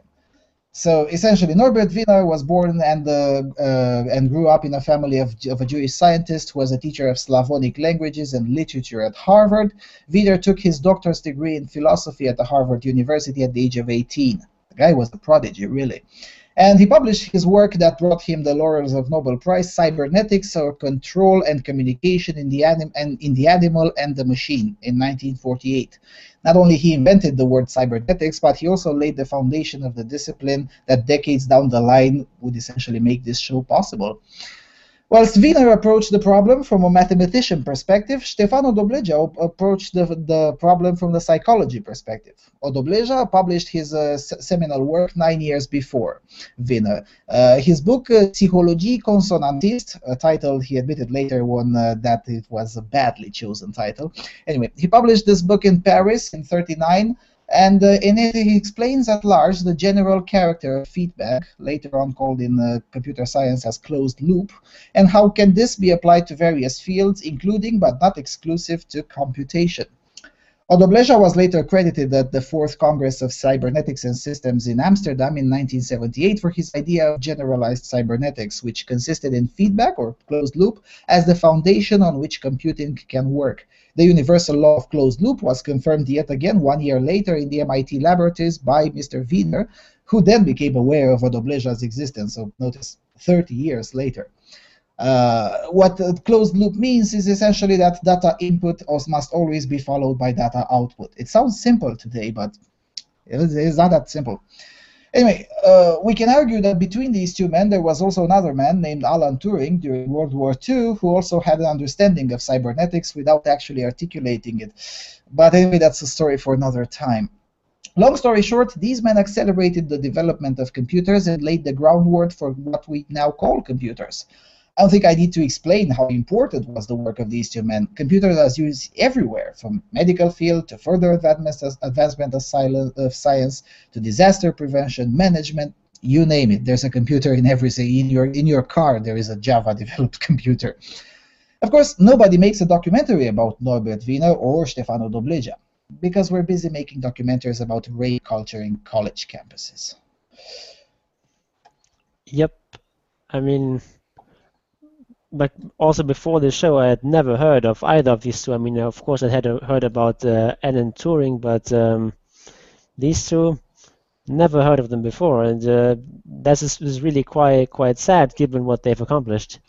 Yes, and the thing is, computers are now today is literally taken for granted, and maybe that's not a bad thing, but I mean, having lived before computers were available and, being older than the internet myself, I always think of what would happen if we just cut the power to some of these people, especially some of these people who come in and tell me that I'm privileged.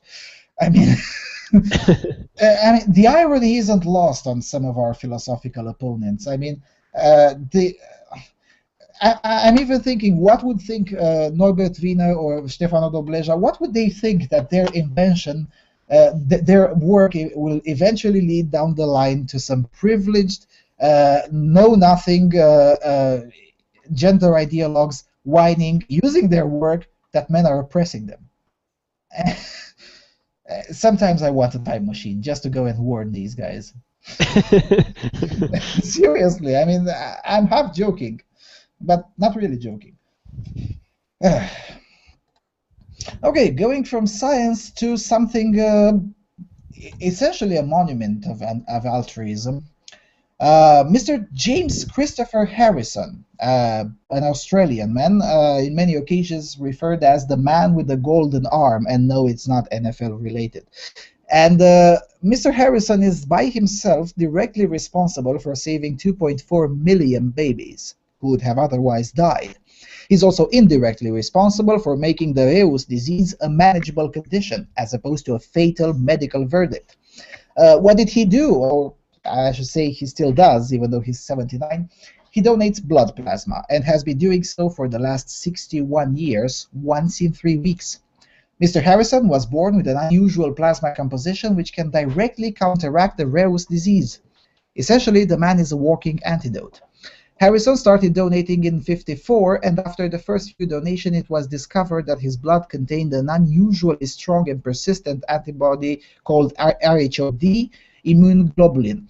RHOD-IG is given to Rhd negative mothers of unknown Rh positive babies during and after pregnancy to prevent the creation of antibodies to the blood of an Rhd positive child. This antigen sensitization and subsequent incompatibility phenomenon causes the Reus disease, and it is the most common form of hemolytic disease of the newborn.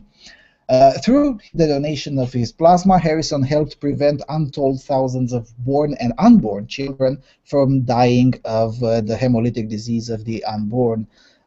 Subsequent research based on his donations created a commercial anti-D immune globulin. His blood plasma derivatives have since been given as a treatment to 1 in 10 pregnant women whose blood could potentially become incompatible with that of their children. 1 in 10. Let that sink in for a moment. The very existence of this individual is one of the big causes in the spectacular drop of infant mortality across the planet.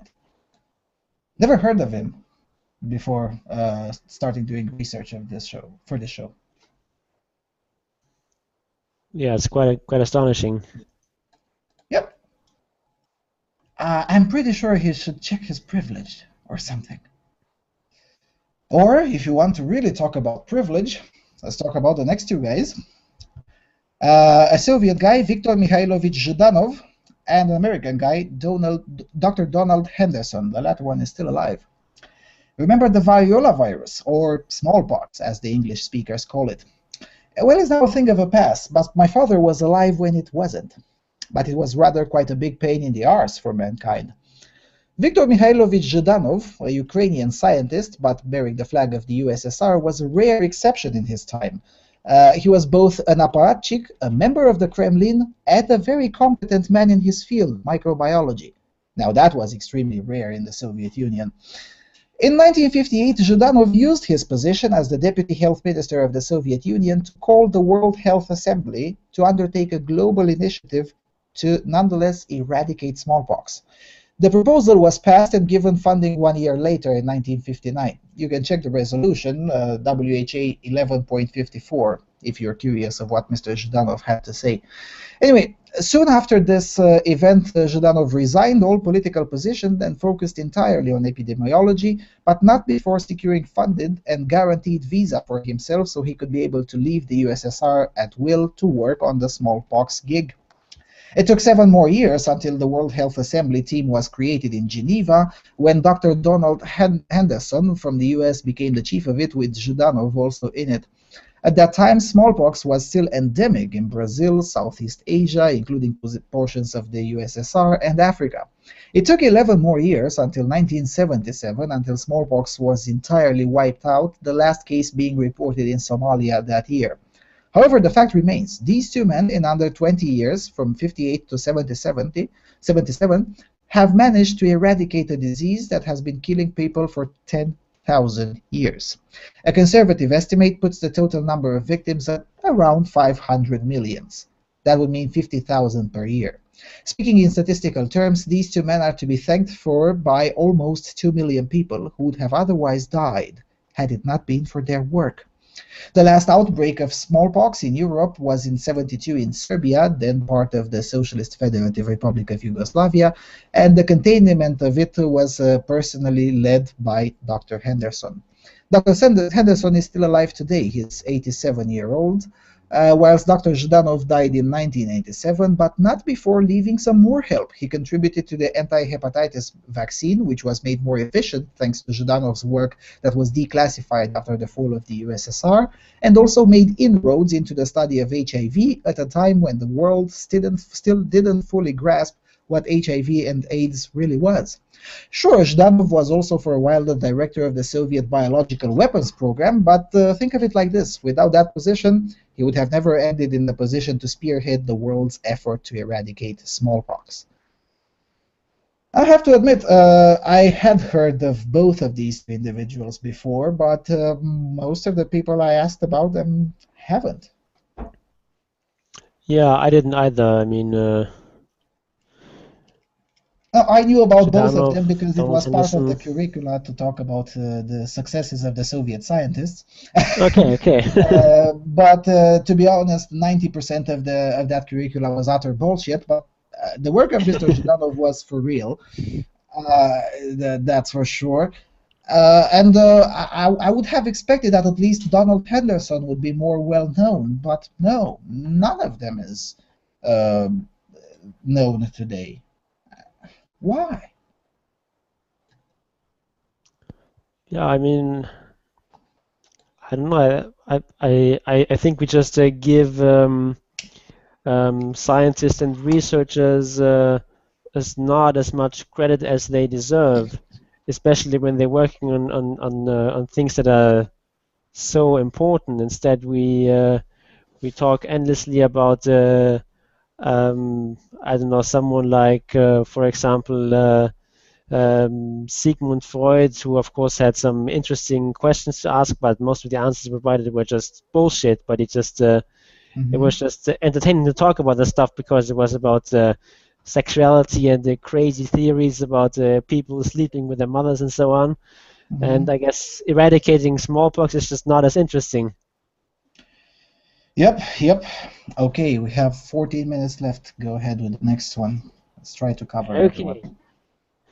Let's go. The next one is Henri Dunant, who lived from 1828 to 1810. He was a Swiss businessman and a social activist. And in 1859, he witnessed the aftermath of the Battle of Solferino in modern-day Italy. And he was shocked by the conditions among the wounded, so he organized civilian volunteers to aid the injured soldiers of both sides and paid for needed medical supplies out of his own money. And in 1862, he self-published a book called Un souvenir de Solferino, a memory of Solferino, on his own dime. And in this book, he described his experiences and called for the creation of neutral and voluntary aid organizations to care for people wounded in battle. And he distributed this book to many political and military leaders in Europe and received a lot of support for his ideas. And Dunant's advocacy is basically was what led to the founding of what is today known as the Red Cross, and Dunant was also one of its founding members. And he was also involved in the adoption of the first Geneva Convention of 1864, which greatly reduced the sort of suffering that came out of war, and made sure that prisoners of war were treated humanely, and he certainly greatly reduced suffering in this way. But as for his personal fortunes, they didn't look quite so good. First, he was sort of marginalized within the Red Cross by the guy who was basically in charge there, and he also sort of mismanaged his own business, probably because he spent so much time on his humanitarian efforts. and he went bankrupt in 1867, I think, and was then later ousted from the Red Cross because there was some sort of a scandal over him, being unable to pay his debts. And then he sank more or less into obscurity for a couple of decades until his work was discovered at the end of the 19th century, and then in 1901 he was awarded the first ever Nobel Peace Prize together with the French pacifist Frédéric Passy, and has at least at that time was became quite well known.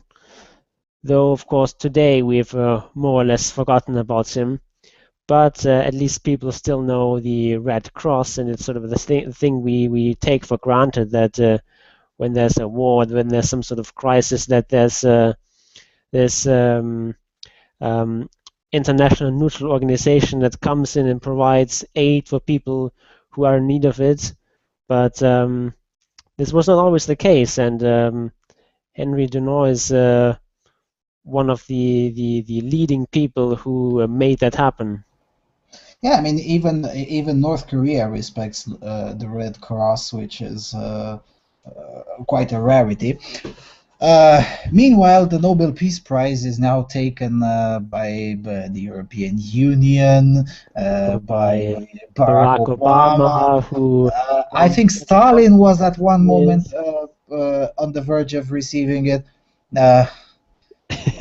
In this regard, I would say the world has changed for the worse. I mean, for the most part, the world has changed for the better, but in this regard, things are getting worse.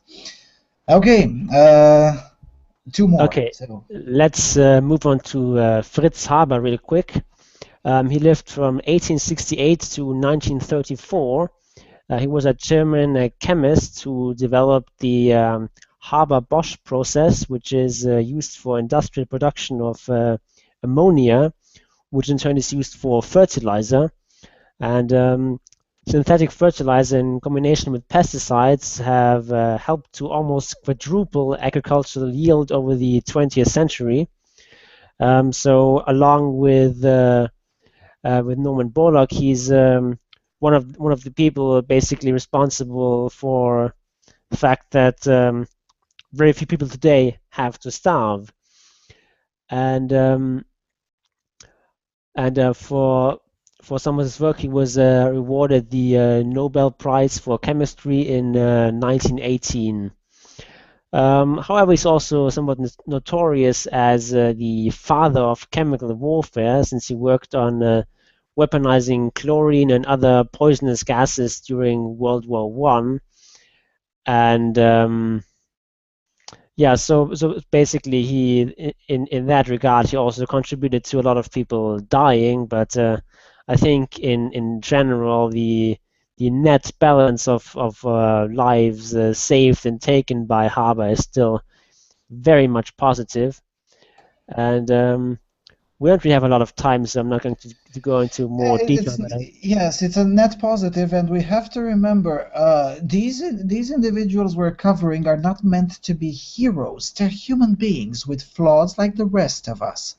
And also look at it into a proper context. I mean, Zhdanov, for instance, may have helped, may have been decisive to eradicate smallpox, but in the meantime, he was in charge of the biological warfare program of the USSR. So, yeah. But then again, look at them into their context. Okay, we have 7 minutes left. Let's cover the last one on our list. Admittedly, highly subjective, but still. Mr. Karl Landsteiner, an Austrian scientist born in Vienna in 1868. He was essentially raised by a single mother, as his father died when he was 6. He finished medical school at age 23 and then began traveling to study under other famous scientists of the day. One of the topics he researched and found interesting was human blood. Doctors had tried giving people transfusions, but it was just pure luck if it worked. Sometimes the patient became much better, and other times the patient had a fatal or deadly reaction. Before he discovered that people had different blood group types, people routinely bled to death from ulcers, accidents, and childbirth problems.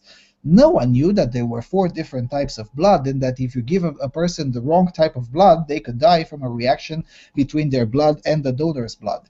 In 1901, Landsteiner discovered that different people's blood had different characteristics that made it incompatible with other people's blood, and that didn't carry those same traits. He discovered the A, B, and O blood types, and his discovery of the differences and the identification of the groups that were alike made it possible for blood transfusions to become a routine procedure. These paved the way for other medical procedures that we don't even think twice about today, such as surgery, blood banks, and transplants. Landsteiner is known as the melancholy genius because he was so sad and intense, yet he was so systematic, thorough, and dedicated. He wrote 346 papers during his long career, contributing to many areas of scientific knowledge. He is considered the father of hematology, immunology, polio research, and allergy research. A conservative estimate puts Mr. Landsteiner as responsible for the saving of at least 1 billion lives so far, and that is counted since 1901 until 2014. 1 billion. Let that sink in. I mean, every single one of you have ever benefited from allergy research or have benefited from blood transfusion. You owe your livelihood to Mr. Landsteiner, and you don't even know it. And think about it in another parallel. Karl Landsteiner was an Austrian, just like Adolf Hitler. Everyone knows the bad Austrian. Maybe, just maybe, it's time to know more about the good Austrian as well. Just put it into perspective. The good Austrian far, far, far exceeds in greatness over the bad Austrian. Just saying. Yeah, I think this is sort of a general problem that people just pay too much attention to politics. And I mean, I'm not saying that politics is irrelevant, but we're just paying far too much attention to it. Most of the real changes in the way people live have not come from politics. They've come from scientists, from entrepreneurs, from engineers who really have changed the way we live and who make life today so much better than it was 200 years ago. Whereas if you in contrast, if you look at the way people lived in 1800s, they would really the way most people lived was not all that different from how their ancestors lived in 1800 AD. Yes. Sorry, in 1800 BC. BC, yes.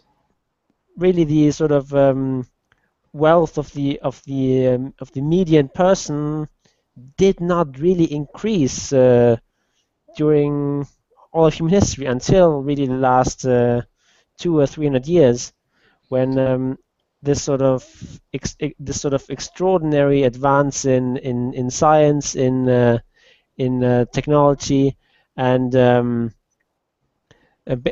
basically the rise of capitalism and reasonably free trade made us so much more rich than all of our ancestors.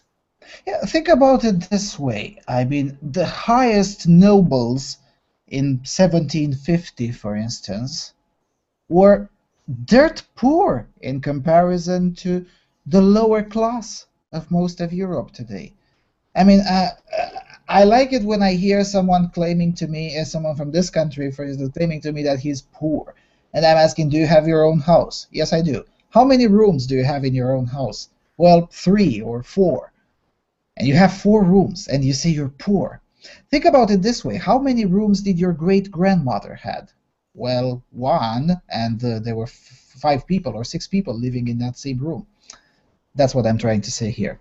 The very rich, the aristocracy of the 1750 was reasonably middle class or probably lower middle class by today's standards. I mean, they didn't have things like hot running water or electricity or some things like that. And if they wanted to I mean, showers didn't exist back then, but if they wanted to have a bath, they had to have a servant heat up the water over a fire, which took like half an hour. Whereas today, I can just Oh, step into yes. the shower and turn up the tap, and like hot water comes out more or less Yes. instantly. This is sort of a luxury that people take for granted, but it's something that has only happened very recently, and it happened because of the great men who developed this sort of technology and who adopted it in practice. But this is something that not just the feminists, but most people just fail to appreciate, and then they look only at the dictators, at the warmongers, and so on. And in this area, it is true that most of the wars are started by men, and most of the dictators are men, and so on. And most of the mass murderers are men. It's all true. But also, most of the people who have contributed great advances are men. And I think if you net that all up, I think men throughout history have very much a positive balance and have contributed a lot. And the good really far outweighs the bad. Yes, and probably the next week's episode should be dedicated to this thing of greater male variance. It's a very interesting, some say hypothesis, some say theory. I guess it's closer to theory as the evidence keeps piling up. We don't have any more time to talk about it now. Thank you everyone for listening to us, and I hope you enjoyed the knowledge that we've spread today, and maybe think a bit twice, and maybe use some of these next time when someone tells you, oh, male biology brought us warfare. Well, yes, and male biology also saved your ass. Just saying. Yeah, so with that being said, Jon, final words? Take the red pill.